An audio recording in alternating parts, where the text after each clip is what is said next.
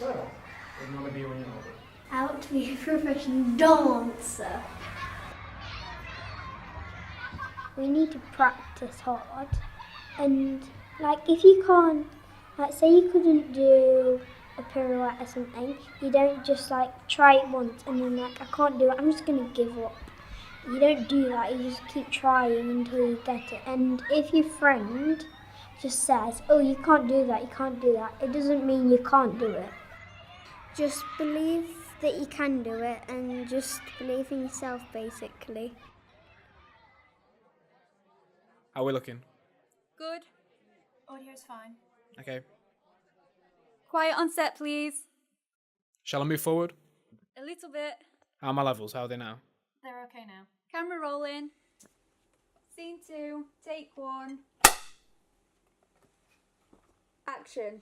I've wanted to be a filmmaker since I can remember, so it only made sense for me to pick media studies at GCSE. But when it came to college, I was left with quite a difficult decision.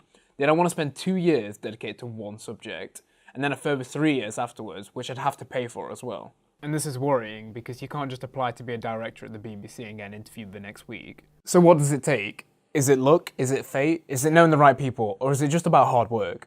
In this short film, I'll be attempting to find out just how to break into the media industry, and see if hard work alone is enough. So first of all, I thought it'd be handy to speak to local author D. Michelle Gent. A few years back, she set up her own publishing agency, so I gave her a call to see if she could tell me about it. Hi, Michelle?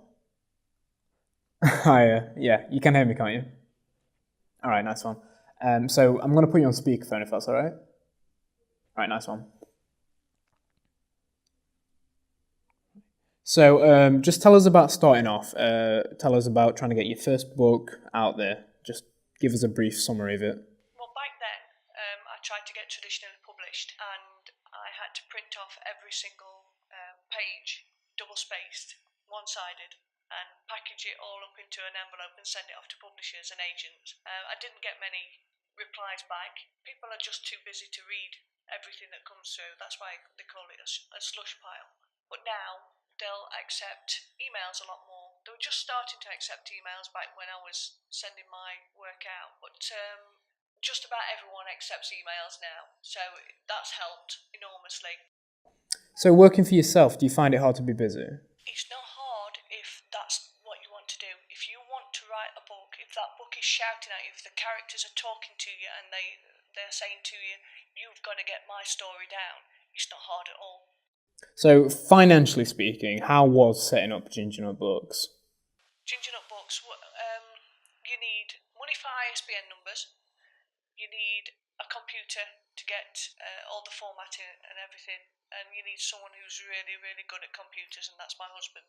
So, all of those things, I don't know how much it costs now, but ISBN numbers are quite expensive, and you do need one to publish a book. So when you're publishing through all the ebook, hardback, paperback, audiobook, that's full before you start. So yeah, we bought 200 to start off with because it was cheaper. Fair enough. Do you consider yourself lucky? Oh, I'm absolutely so lucky. Yeah, it's almost like winning the lottery. I've been in the right place at the right time for a lot of things.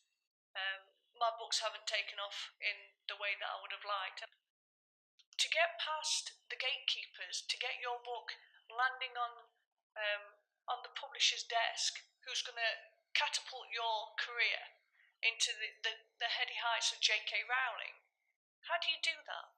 You can't do that by any recipe. It's got to be a lot of luck. So there's no formula? No, there's no formula. Just work hard.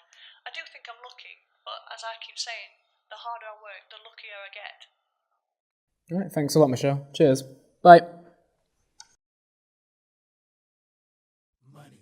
So it's interesting speaking to Michelle, you know, her setting up her own publishing agency. It can give us some insight on how we would set up our own business, our own freelance business. But when it comes to filmmaking, things are quite expensive. So I thought it'd be interesting to look at the bare minimum. If you were to scrimp on everything, how much would it cost to set up your own business? So obviously we're going to need a camera. You can get a 60D for under £300, but you're going to need a lens too. You might be able to get one bundled with the camera for cheaper, then you'll need a tripod, which if you want a decent one with a swivel head, that's around 150 there. Then you'll need a bag for it, at least another 20 there. And what about SD cards and batteries? And what about lighting? That's another £50 there, and we haven't even touched upon audio yet. Zoom recorders are at least another £200. But you can get an on-camera mic for as low as £50. What about editing? A decent PC or Mac will cost you at least £600. And then there's software, and who can afford that? Luckily, Adobe does offer a student membership for under £17. And that is the bare minimum. That is if you scrimp on everything. Now, I'm not saying scrimp on everything, I'd never say that. But you can afford to go with some lower end stuff when you're starting out. Use the money you get from the jobs to invest in better equipment. And as well, you don't necessarily have to buy everything. Now, I'm not saying steal, but chances are if you're at a college or a university, you'll have a tech store or a loan shop. Take full advantage of it. You won't get this kind of opportunity again. Now, of course, there are alternatives to setting up your own business. There are plenty of media corporations out there. In fact, I thought it'd be interesting to visit a local one and speak to someone who actually deals with applicants. So I sat down with Kevin Hill in the BBC studio and I asked him what happens when someone applies for a job at the BBC. It's not as easy as just applying for a job in the BBC. We have a structure at the moment where if jobs come up, they're offered first of all to the people already in the BBC. So you wouldn't be able to apply as an outsider. So what you need to do to gain that experience is to go to places like local radio or television outfits like this and see if there's any work that you can do on a sort of voluntary basis, or just try and just break into the industry and then try and get what's called a fixed term contract, maybe 3 months or 6 months.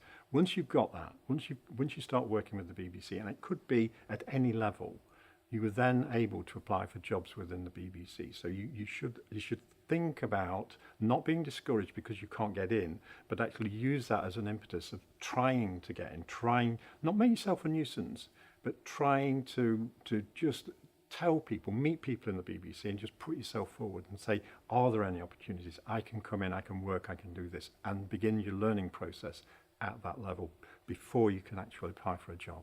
And do you offer apprenticeships? The BBC generally offers quite a range of apprenticeships, whether that's training journalism. There's a graduate trainee scheme which is very highly thought of, but very, very competitive. But there's also engineer. You can, if you want to be an engineer, there are avenues there that you can go down as part of apprenticeships.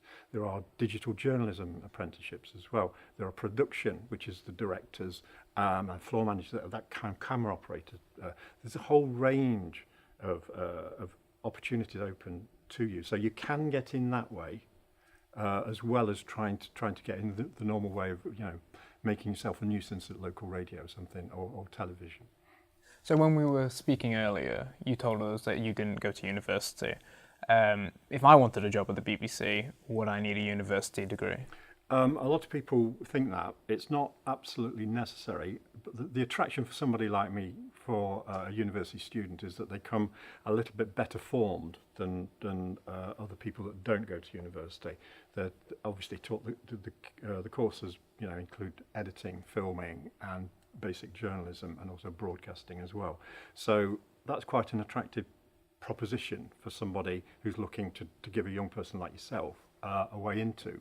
But it shouldn't be the only thing that you look at. Some people don't want to go to university. The tuition fees is a big issue, I think.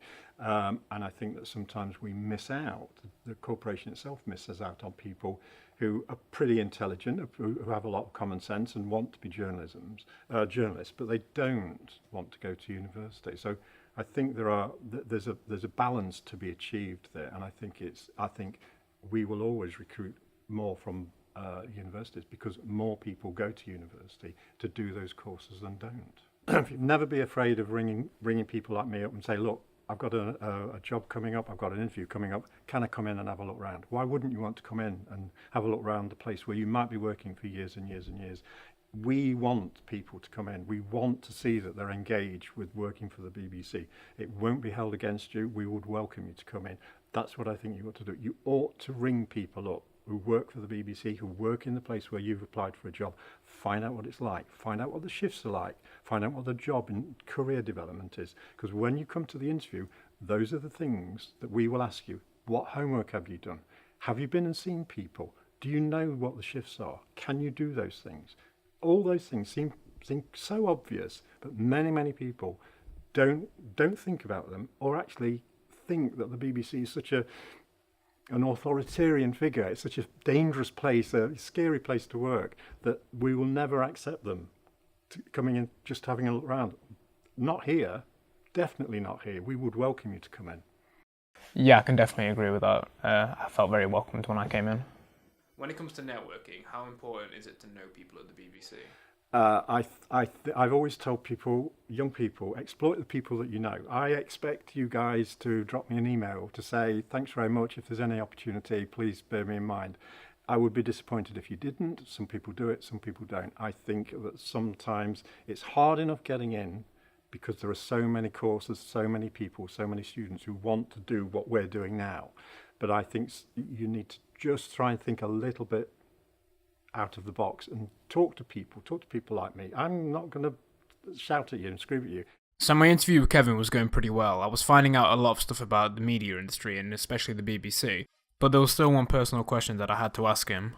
Did he consider himself lucky?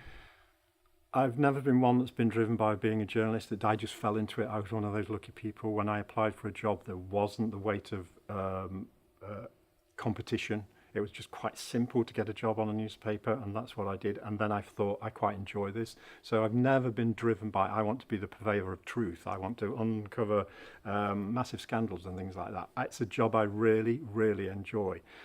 Is it a sense of accomplishment? Yeah, I think so. I think I've done well with what I've got. But I think I've been extraordinarily lucky to be in such an accommodating business as journalism, but also the BBC.